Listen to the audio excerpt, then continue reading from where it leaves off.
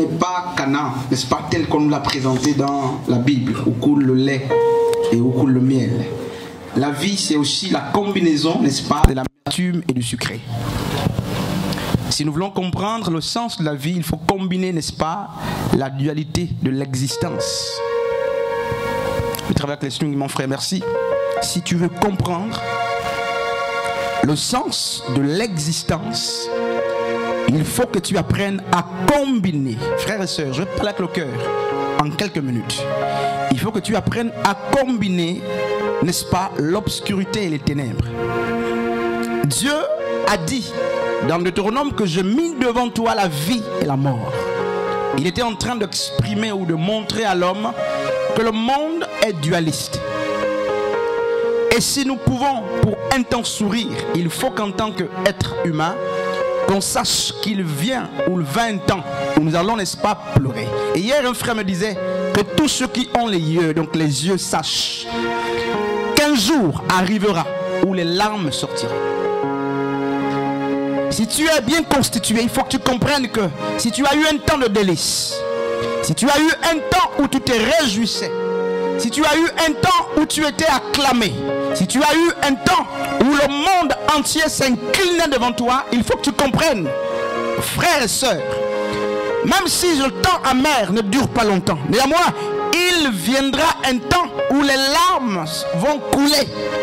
Frères, hommes de Dieu, oh, la vie a tout son sens lorsqu'il y a du chaud et du froid. Et très souvent, nous ne tenons pas ce discours dans les milieux chrétiens. Nous avons présenté un christianisme rose aux gens. Et avec le temps, eux-mêmes découvrent le côté noir, n'est-ce pas, de la chose de Dieu. Non, il n'y a rien de noir en Dieu. Mais ceux qui suivent Dieu passeront aussi par la vallée de l'ombre de la mort. Et dans le psaume 23, David l'avait compris. David a dit, lorsque je marche, frères et sœurs, quand je marcherai, ou quand je marche dans la vallée de l'ombre de la mort, oh frères et sœurs, David le roi il a reconnu justement que le temps arrive souvent dans nos vies où nous devons faire un tour dans la vallée de l'ombre de la mort. Et chacun de nous peut identifier la vallée de l'ombre de sa mort. Il dit, quand je marche dans la vallée de l'ombre de la mort, s'arrête pas là, je ne crains aucun mal. Néanmoins, il reconnaît qu'il y a un temps où il passe dans la vallée de l'ombre de la mort en tant que serviteur de Dieu. Ça ne veut pas dire que Dieu t'a abandonné. Mais si tu es homme de Dieu, tu dois comprendre que pour aller à Canaan, il faut que la mer rouge, n'est-ce pas, se pointe devant ton chemin. Et ce discours a disparu. Les chrétiens justement veulent vivre le lait et le miel de Canaan, qui est une métaphore. Mais en vérité, même à Canaan il y avait la maladie, même à Canaan il y avait la mort, même à Canaan il y avait les stériles, même à Canaan il y avait le chômage. Un Canaan idéaliste, nous n'en voulons pas. Nous voulons dire au peuple de Dieu, frères et sœurs, que ce n'est pas parce que tu es dans l'ombre de la mort que le Seigneur t'a quitté. Ce n'est pas parce qu'il semble que tout autour de toi va mal. Il semble qu'autour de toi, ce que tu as commencé à bâtir est en train de s'ébranler. Il semble que les études n'avancent plus. Il semble que le foyer n'avance plus. Il semble que les projets ne font plus mouche. Très souvent, lorsque ces moments arrivent, les grandes questions qu'on ne s'est jamais posées se soulèvent dans nos têtes. Et beaucoup se disent, mais où es-tu, Seigneur? Père, où es-tu? Rappelez-vous, je vais lire un texte, un seul texte, n'est-ce pas? Un seul texte. Juge 16, à partir du verset 22. Je ne vous ai pas de détails. Il s'agit de Samson, le fils de Manoach. L'arrière-plan dit justement que Manoach et sa femme n'avaient pas d'enfants. Ils souffraient. Et c'est une période où Israël était, n'est-ce pas, dans les mains de l'ennemi. Les Philistins se moquaient du Dieu d'Israël. Et il y avait une famille, justement, Manoach, la famille de Manoach, qui était un serviteur de Dieu. Qui depuis longtemps a demandé à Dieu de leur donner. Cette famille a demandé de recevoir de Dieu un fils, un enfant. Et ils vont recevoir l'enfant à quel moment? Au moment où Israël n'avait plus de juge. Israël vivait l'obscurité. Et Dieu va envoyer un ange. Et c'est de là qu'ils ont tiré le chant. N'est-ce pas que l'ange qui m'avait visité me visite à nouveau. L'ange n'avait pas visité Manoach. Mais l'ange avait rendu visite à la femme de Manoach. Et il lui a dit, n'est-ce pas, Dieu te donnera un fils au temps convenable, après avoir décliné les interdits. Et lorsque la femme de Manoach justement s'approche de son mari, j'aime ce texte, elle va expliquer, n'est-ce pas, que les swings, mon frère, pardon, elle va expliquer à son mari le message que lui avait donné l'ange de Dieu, de la part du Seigneur, l'ange de l'Éternel. Et Manoach va demander à Dieu dans la prière, Seigneur, permets que l'ange qui avait visité ma femme me visite à nouveau. Permets que l'ange qui nous avait visité nous visite à nouveau et qu'il réitère justement les instructions que nous devons donner à notre enfant. Frères et sœurs, un couple qui longtemps était exposé à la moquerie, un couple qui était exposé, n'est-ce pas, à la raillerie, à la honte, Dieu va exaucer la prière. Et voici que l'ange qui avait visité la femme de Manoach va aussi visiter, n'est-ce pas, à nouveau Manoach. L'ange arrive et il va dire la même chose. Quelque temps après, je ne vous ai pas de détails, je fais l'économie, n'est-ce pas, des détails. Quelque temps après, la Bible dit que la promesse va voir le jour. Il s'agit de Samson, un grand libérateur, un des premiers libérateurs de la maison d'Israël. Et Israël qui périssait a vu un jour se lever. Israël a dû voir, n'est-ce pas, une promesse. Cette fois-ci, Israël voit un juge, un homme guerrier à qui Dieu a dit, le rasoir ne passera jamais dans la tête. Homme de Dieu, c'était le fils aîné, presque le seul enfant de ce couple. Il est venu justement essuyer les larmes de la honte de la famille. Il est venu, n'est-ce pas, essuyer la paupérisation, la souffrance d'Israël. Parce que au-delà du fait qu'il était le fils de Manoach, il avait une mission, une portée sur tout Israël. Et il y a une histoire que j'aime beaucoup. Une partie de l'histoire de Samson que j'aime beaucoup compter. Il s'agit, n'est-ce pas, des 7 tresses de Samson. Cette fois-ci, ce n'est pas les cheveux. Donc, des 7 tresses de Samson. Or, qui était l'image, la complétude de Dieu. Frères et sœurs, le chiffre 7 nous parle, n'est-ce pas, de l'accomplissement. Et il semble que Samson était l'énigme. Samson était, n'est-ce pas, frères et sœurs, le symbole de l'accomplissement, n'est-ce pas, du jugement en Israël. Voici, Israël a un guerrier qui peut combattre les Philistins, les ennemis qui se moquaient du peuple de Dieu. Oh, homme de Dieu, regarde-toi, regarde-toi, regarde-toi, regarde ce qui se passe. Autour de toi, il y a ces Philistins, il y a ces moqueurs, il y a ces hommes et ces femmes, peut-être riches ou pauvres, qui ont vu et qui ont, n'est-ce pas, assisté à ta paupérisation, à ta souffrance, qui assistent même aujourd'hui à ton malheur. Ils se moquent. Les projets n'avancent pas, ils se moquent. Israël était exposé à la moquerie. Et lorsque le fils arrive, les instructions sont respectées. Les parents ne boivent pas, ils ne mangent pas les aliments impurs. Et il est demandé par le Seigneur que les 7 cheveux, 7 tresses, n'est-ce pas, soient dressés dans la tête de Samson. Et aussi longtemps que les cheveux de Samson n'étaient pas coupés. Vous connaissez l'histoire. La Bible dit que les Philistins étaient exposés à la mort lorsqu'ils s'approchaient pour défier le Dieu d'Israël. Ils étaient, n'est-ce pas, rabroués. Samson remporte la victoire. Et voici, Israël a un roi, Israël a un sauveur, Israël a un grand guerrier, a un juge. Mais il vint un temps, frères et sœurs, où le juge en question va succomber à la tentation d'une femme. Et c'est là que ses cheveux, qui, n'est-ce pas, servaient de couronnement, vont se couper. Les cheveux de Samson, j'aime cette histoire. Les 7 tresses de Samson, frère, qui était le symbole de la gloire de Dieu, qui était le secret de la puissance de Dieu, vont être rasés par une femme en complicité avec les guerriers philistins, des Philistins. Et c'est ainsi que Israël, qui avait vu l'heure de la lumière, justement, il va être à nouveau exposé à l'esclavage. Regarde-toi. Il semble que tu vis la même situation. Il semble que tu es dans la même situation. Peut-être que tu es l'aîné. Peut-être qu'il ne s'agit pas d'un Samson. Il s'agit d'un emploi.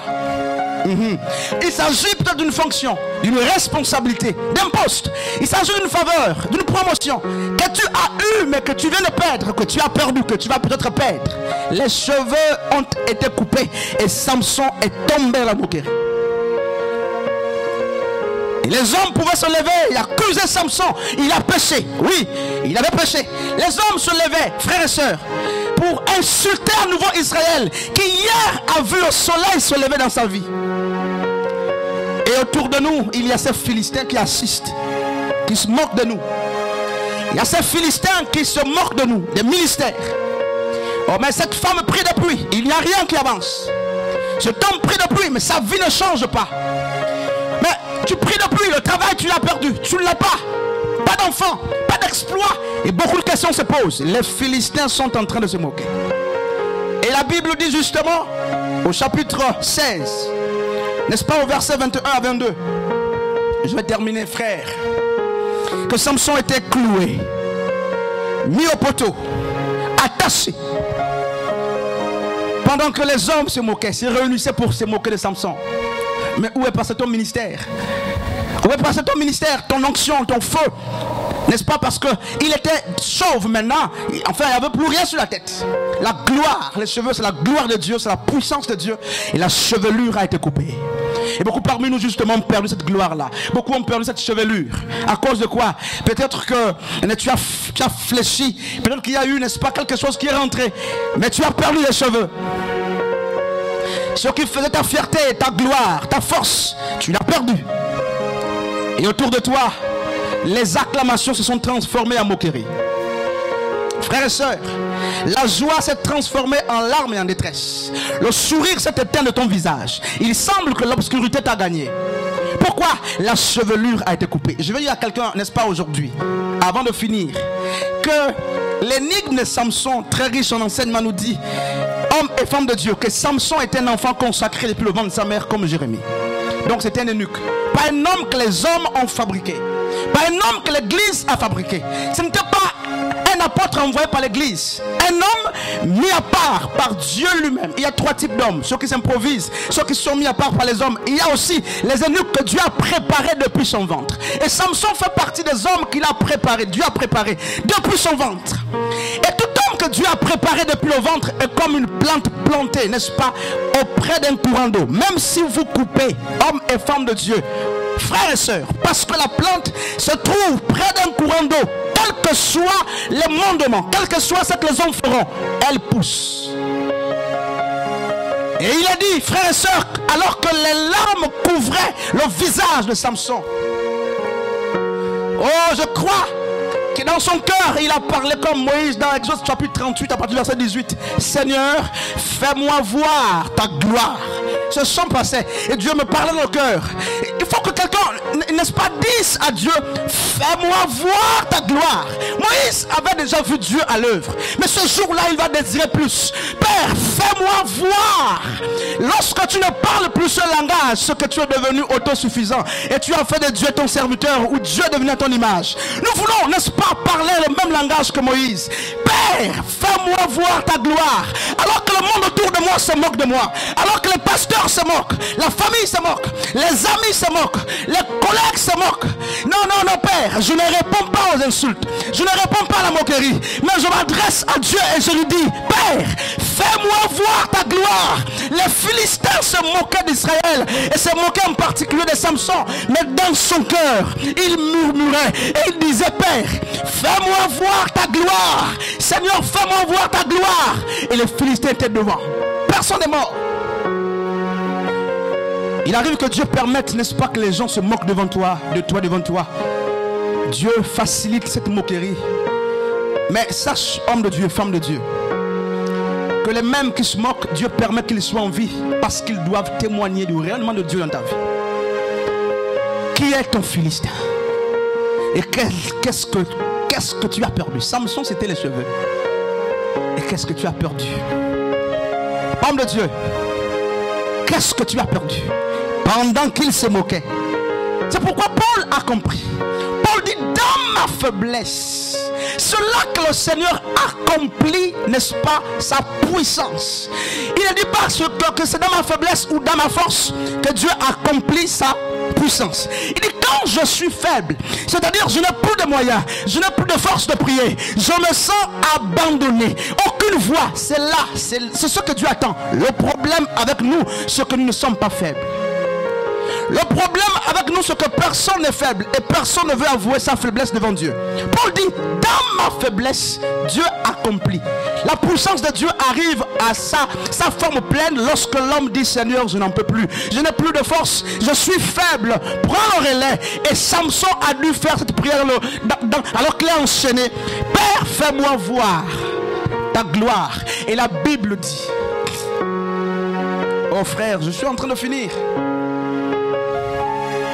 que les cheveux de Samson ont repoussé. Qu'est-ce que tu as perdu?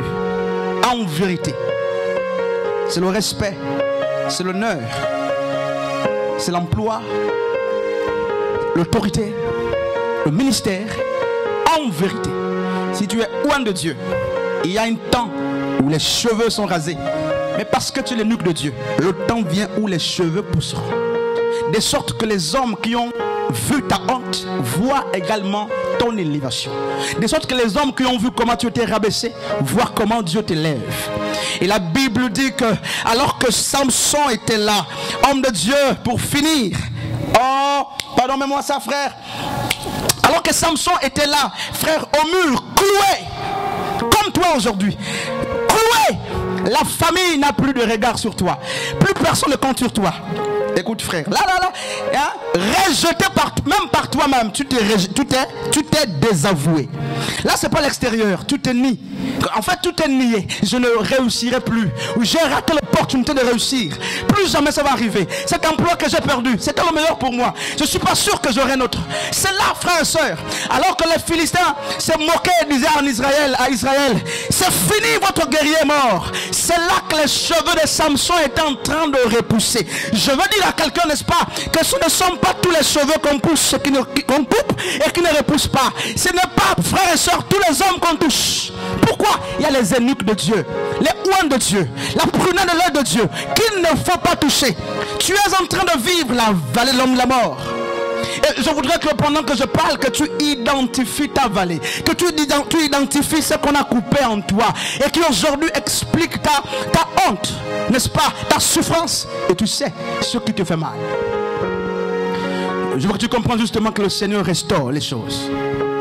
Et Israël, alors que les cheveux de Samson étaient en train de repousser, Israël voyait sa restauration. Jeune femme, jeune homme, père, chère mère, très longtemps tu t'es appuyé sur les hommes. Très longtemps tu as cherché le secours auprès des hommes. Non, Manoach a cherché dans leur stérilité le secours auprès de Dieu. Et lorsque la honte est arrivée en Israël, Samson n'a pas regardé aux hommes. Pourquoi? Parce que malheur à celui qui se confie aux hommes.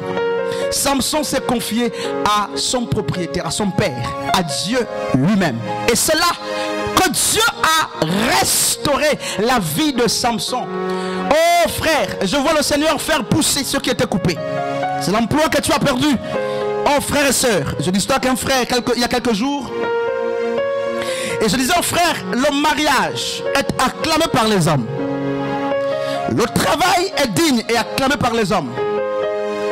Mais laisse-moi te dire que tu peux être en mariage, être en prison. Laisse-moi te dire que tu peux avoir un emploi qui te tient captif. En vérité, la famille réjouit le cœur de Dieu. Mais laisse-moi te dire que tu peux être en famille, mais esclave.